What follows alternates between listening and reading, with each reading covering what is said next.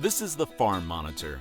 For over 50 years, your source for agribusiness news and features from around the Southeast and across the country, focusing on one of the nation's top industries, agriculture. The Farm Monitor is produced by one of the largest general farm organizations, the Georgia Farm Bureau. Now here are your hosts, Ray DeLessio and Kenny Burgamy. All right, hope this week has treated you well. As you can see, no Kenny, he is on assignment. Nonetheless, still got a great show planned for you. And since Mr. B's not here, I'll go ahead and do the honors. Coming up, yes, input costs are high, but it doesn't mean cotton producers can't remain profitable. The advice one industry expert has to ensure more Benjamins are coming in than going out. Also on the show, a trip to Clinch County for a conversation with Georgia Logger of the Year, Greg Mullis. His perspective on the industry he has been around his entire life and how he's been able to maneuver through a pandemic as well as supply chain issues. Plus, what an incredible story this gentleman has to share. He is Burke County's own Farmer Pete, and it's not a stretch to say he has completely changed the way school kids view their daily and weekly vegetable consumption. All this and more, starting right now on the Farm Monitor. Well, we all know the impact cotton has on Georgia's economy. It's a big one. We also know that Georgia is one of the leading cotton producing states in the nation. That's why events like the one you're about to see is vital in helping to keep the industry profitable and sustainable. Here's John Holcomb. At the University of Georgia's Tifton Conference Center, cotton producers, industry professionals, and experts recently gathered together for the first time in 2 years for the Georgia Cotton Commission's annual meeting. A time for producers to fellowship, get an update on the industry, and hear from experts before the 2022 season gets underway. It's a chance for the cotton industry across the state to get together and meet. So we have growers from across the state that have come here along with their extension agents, their cotton ginners, and folks like consultants and other industry people from across the state, really the Southeast, that have come here to Tifton today to get together and celebrate the cotton industry as well as learn kind of what's around the bend. Some of the most anticipated parts of the meeting each year are the cotton production workshops, where growers can hear from experts like Camp Hand, an extension cotton agronomist that shares insights about the upcoming year, which are no doubt valuable to producers, especially after how challenging this past year ended up being. 2021 was a relatively hard year. Had twice as much rain as we normally get, pretty much from, corner to corner of the state, okay? Overall, I would say people were pleasantly surprised with what they got, but there were places where it wasn't good. It was a little too wet, you may have made one bale, but then there was other places that got just as much as they needed, and they were right around 1,400, 1,500, 1,600 pounds. Okay, so we had a wide range of yield environments across the cotton producing region in Georgia. All right, USDA had us right around 940 pounds, which I would say is good for the situation we were in. Our crop was late. Quality-wise, we're looking pretty good. Uniformity's down a little bit, but other than that, we're looking good in terms of quality. However, Hand says that this year will have its own set of challenges, most of which will have to do with input cost. In terms of projections and kind of the situation with inputs and stuff like that, I know that inputs are high. It seems like planting peanuts is the answer. I feel like corn acreage might be down a little bit just because of the fertilizer cost there. But I think the cotton acres are going to remain relatively stagnant. This past year, we were at 1.17 million acres, okay? I feel like we'll either stay around there, maybe go up a little bit, okay? Because we got to make it work with our rotation. But Hand says just because inputs are high doesn't mean producers can't remain profitable. They just need to be smart this year, starting with when they put the seed in the ground. Now is not the time to go out and we're unsure about how our planter's going to perform, if we're going to get a stand, stuff like that. We do not have the margins to go out there and play a guessing game. All right, we need to be 100% certain. We're going to try to get a stand. We're going to do the best that we can right out the gate. Another thing is, yes, fertilizer costs are high, but the good news is cotton prices are high too. So we can still make money on cotton. All right, I know that the high input prices are scary, but we can still make money. Reporting in Tifton for the Farm Monitor, I'm John Holcomb. All right, John, thanks so much. Well, a new report says the vaccine mandate on H-2A workers entering the U.S. means more supply chain disruptions are possible. According to the mandate, non-U.S. citizens or legal permanent residents entering the U.S. either through Canada or Mexico must be vaccinated with an approved vaccine and be able to show proof of that vaccination status. American Farm Bureau Congressional Relations Director Allison Crittenden says since the majority of farmers share the goal of keeping farm workers safe and healthy, they should consider outreach to employees regarding their vaccination status. We've heard reports that there are some challenges in obtaining vaccines in Mexico. So we do have some concerns that this could create some challenges in accessing our workforce. I think it's important if you have an idea of the workers that are coming to your farm this year, I would first reach out and verify their vaccination status and make sure they're aware of these requirements. If they're having trouble getting vaccinated, try to direct them to the appropriate resources within Mexico. Well, sure, Georgia is known for its peanuts, poultry, and pecans, but let us not forget it's also the nation's top producer of commercial timber, growing more than 330 million seedlings a year. Damon Jones traveled down to the wood basket of the state in Clinch County, where 2021 Logger of the Year Greg Mullis is carrying on a family tradition. No matter the season, this will be a common sight in southeast Georgia, as loggers are always hard at work harvesting timber that will be used throughout the entire country. It's a career path 2021 Logger of the Year Greg Mullis was destined to follow. Well, I'm very proud. You know, my grandpa was in this, my daddy, me, my son works with me. I've been in business for myself since 1996, and I was with my daddy before that, and he was logging in 1969. So pretty much all my life has been part of, you know, the timber business. During that time, he's seen a number of things evolve from the equipment to the product itself, and it's adapting to those changes that he finds most challenging. Probably keeping up with the changes. Trying to make decisions based on, you know, the price increases, the production, the conditions, the change in the wood, you know. The wood is certainly more plantation wood, not natural timber.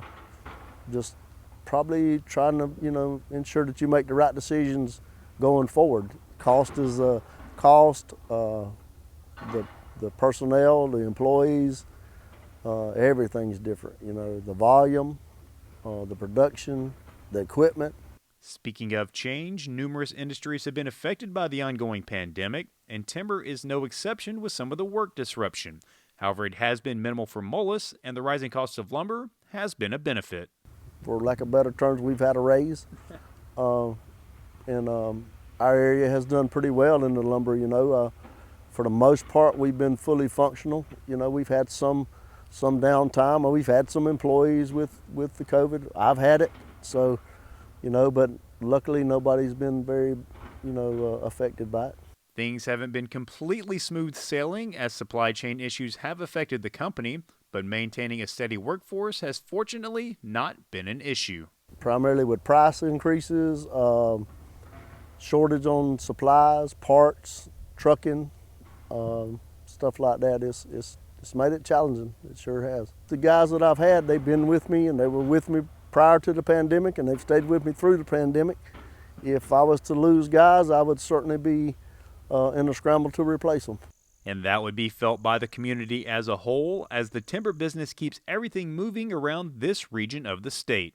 Well, in our area, it is what, you know, it is the #1 industry. You know, I'm probably for the state also, but there's no doubt in the southeast here we are the wood basket. You know, and it's a lot of jobs, a lot of industry, a lot of money, a lot of things revolve around the forestry.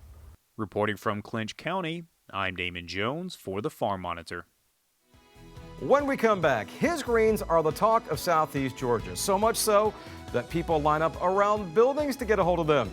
He is Farmer Pete, and he has quite a story, including the time he got to garden with former First Lady Michelle Obama.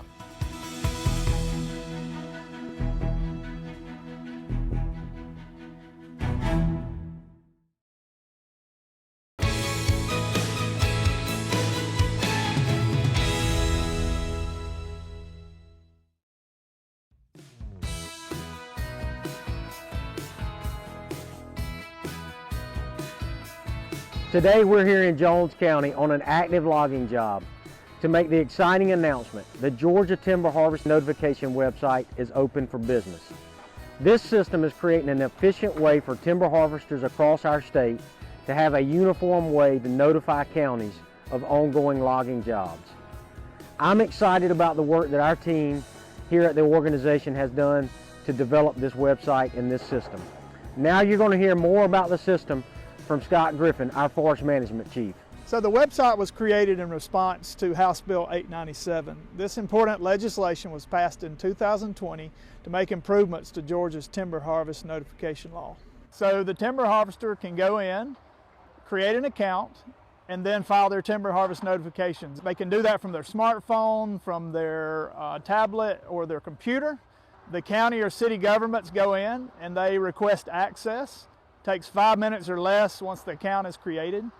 When timber harvest notifications are submitted, they go directly to the county or the city. As far as who can participate, all harvesters can once they create their account. All city and county governments can as well. The only thing that's required of the city and the county government is that they have a timber harvest notification ordinance. And once they have that ordinance in place, then they can start gathering those notifications through the system. There's no cost to use the website, and if you have any questions, you can email us at the address on the screen. Now let's hear from some of our partners regarding the experiences they had during the pilot. So conversations started back in 2019 between ACCG, the Georgia Forestry Association, the Georgia Forestry Commission, and we also had county commissioners, like the chairman here, county staff, and those in the forestry industry. And we spent a lot of time talking about the timber harvest notification process. So one of the benefits we see is definitely better record keeping for the counties. Hey, it's a win-win for both sides. As a retired logger, it used to take me days to get notification. Now it only takes minutes. Our code enforcement has access, Public Works, tax assessor. It's all at their fingertips. They can look it up and see what's going on in the county with our logging industry. Right, so the process overall is just more efficient. Time is very important. Dealing with crews and truck drivers a day and making sure all the safety is out here. Not having to go to each county commission office, each county staying to the same aspect of it, has been a very much blessing to us. To find the website, go to gatrees.org. You'll find it on our homepage and also under the forest management section. If you have any questions, email us at timberharvest@gfc.state.ga.us. The Georgia Forestry Commission's mission is to protect and manage Georgia's forest resources. We believe the creation of this timber harvest notification system fulfills that mission. In closing, I'd like to say thank you to all of the partners who helped us make this project possible. Thank you for your commitment to this project, and thank you for your commitment to making sure forestry continues to serve our state well. From Burke County to Emmanuel, Johnson, McDuffie, Richmond County, he is simply known as Farmer Pete, owner and operator of Pete Jackson Farms. His vegetables are notoriously good, to the point where even stubborn school children crave them. Kids craving veggies? That's a special farmer, all right. Trust me, Pete is very special. So much so that his efforts once earned him a kiss from former First Lady Michelle Obama.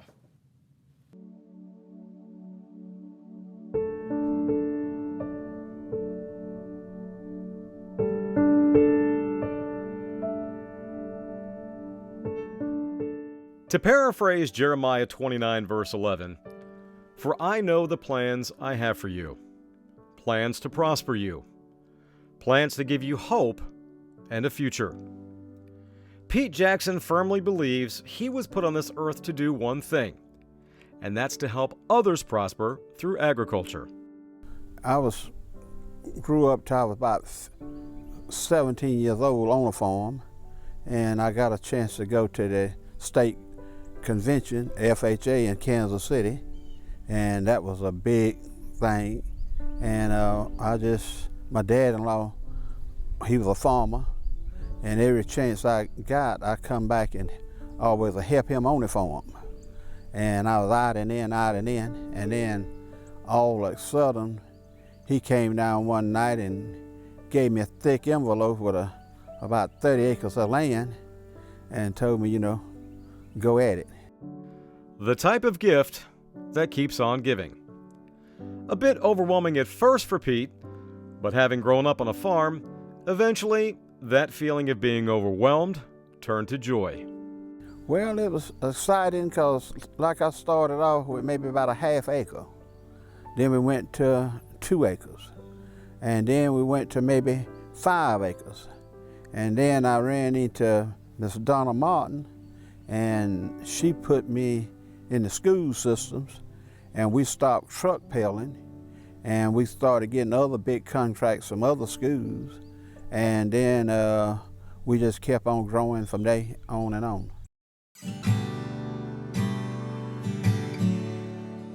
The Donna Martin Pete is referring to is Donna Martin, Director of the Burke County Board of Education School Nutrition. Donna tells me that in 2012, the school system put out an all-call for farmers who could provide locally grown and nutritious food for daily meal plans. Right away, says Donna, Pete stepped up to the plate. Pete was our first farmer that came on board, and we started menuing collards. And on our menus, we have to menu a dark green vegetable at least once or twice a week. So collards fit the bill. And I was like, this is fantastic. And what we really found out was that the teachers and the kids were eating twice as many collards when they were local. And our kids know if for some reason he loses his crop, like one year a hurricane came and he lost his crop. And so they know if he loses his crop and we have to go back to buying frozen collards, they turn their nose up at it, like we're not eating those. Those aren't Pete's collards. Now, if we was in a hurry, we'll cut the whole head and bring it in and do it that way. But like most farmers, Pete knows that fast doesn't always equate to quality. In his case, quite the opposite. These leafy green gems, as abundant and as beautiful as they are, were the result of years of hard work and using extension to his advantage. Well, we've been in it about 8 years, and we took soil samples, and my county agent, and we do business with another adjoining county agent also. We've got 2 county agents we work with, Emmanuel and Burke County. And we, soil samples, and we try that this year. Next year, we do some other things with different fertilizers. Like I said, we've been in the business now 8 years growing collards, and I think every year I get better and better. Yes, Pete's collards are legendary. So much so, they even caught the attention of former First Lady Michelle Obama during a trip to Georgia. I got a call on the Friday of right before Masters Week from the White House saying, do you have a garden that Michelle Obama can come plant in? And I went, yes. And they said, well, we'd like to come next week and have her plant in your gardens. And I went, we will not be here next week. We don't have any teachers. We don't have any kids. School's out. And they said, that's why we want to come, because it's easier with Secret Service and everything to handle that. So he went and got all the plants. He got all the beds ready for us, cleaned them up, put the dirt in, everything. And he was there when Michelle Obama came, and he was in the background. And so I obviously wanted Michelle to meet Farmer Pete, and she fell in love with him, and she kissed his cheek. And we laughed that he has not washed his face, and she kissed his cheek. She was just a sweet person. She, was friendly and nice, and worked with us with the flowers, and with the vegetables and stuff. And it was just something different. The people watching this, what do you want them to take away? What's the one thing you really want them to know about you and the services that you're providing around this area? Well, we love what we're doing, and we care about it. We care about peoples, and I'll be proud what I carry out. I carry out good fresh vegetables, and that's what I'm really into. You carry a good product, and you don't have any problem. Told you he was special. Up next, how this vital lock and dam could be a major point of change to keep U.S. soybeans and many other commodities moving, which of course will help with farmers' bottom lines. Stay with us.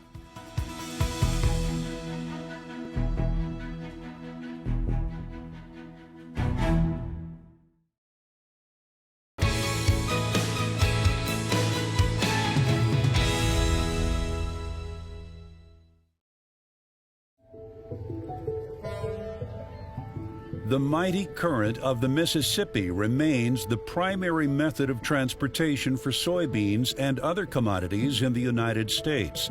It's absolutely staggering. Half of our whole soybeans actually were exported. And of that, so that was over 60 million tons, 36 million tons went out through the Gulf. In Alton, Illinois, the Melvin Price Lock and Dam stretches 1,200 feet across, enough space for two-lane barge traffic to pass through in 30 minutes. While efficient, it doesn't tell the whole story of America's inland waterways system and the need for modernization. How many highways have you seen that were constructed in the 20s and 30s that have never been improved, that have simply been maintained? In Winfield, Missouri, Lock and Dam number 25 was built in the 1930s. There's crumbling concrete along with an outdated mechanical system. Even that hasn't been enough to fund the upgrades needed. We're not really getting ahead. We're fixing what is broke or what we anticipate will fail in the next year or so. The number 25 is half the size of Melvin Price. Even if we were to make it pristine, brand new, 100% reliable, completely recapitalize the project, it would still just be a one-lane each-way highway. It would be a 600-foot lock chamber, and the standard size tow on the upper miss is 1,200 foot. So every time a barge arrives, it has to be taken apart to clear the lock and then reassembled by crews before it can continue on the Mississippi. On a good day, like today, with very little wind, no ice on the river, no drift, and fairly normal water levels, 2 hours, as compared to the 30 minutes. U.S. soybean farmers in the checkoff realize the importance of Lock and Dam number 25 and the waterway infrastructure they're relying on.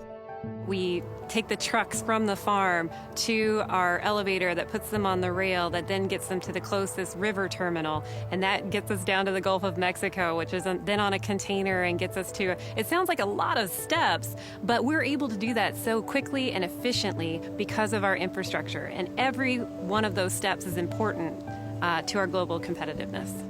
The United Soybean Board is partnering with the Soy Transportation Coalition and state soybean and corn boards to propose a $1 million investment toward pre-engineering and design expenses associated with construction funding. But there are still no guarantees. We're really excited to see this investment, and the fact that it's happened through partnerships really underscores, I think, the catalytic and desire to continue to have a return on investments that's high for our farmers. There's still a long way to go. The Army Corps of Engineers estimates there would still be an additional $20 to $25 million associated to finish pre-engineering and design plans for Lock and Dam number 25 improvements. The most recent infrastructure bill is movement in the right direction. Investment should never be regarded as a one-time activity. It needs to be a perpetual activity.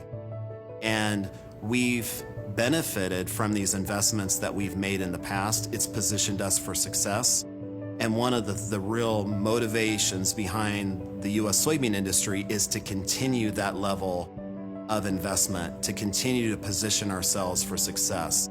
This vital lock and dam on the Mississippi could be a major point of change to keep U.S. soybeans and many other commodities moving to help with farmers' bottom lines.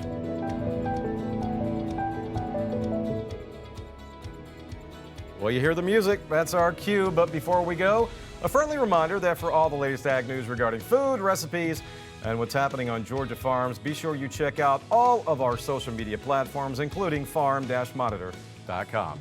For Kenny, John, Damon, and behind the scenes, Dean, take care, everybody. We'll see you next time right here on the Farm Monitor. Stay safe. Have a great week.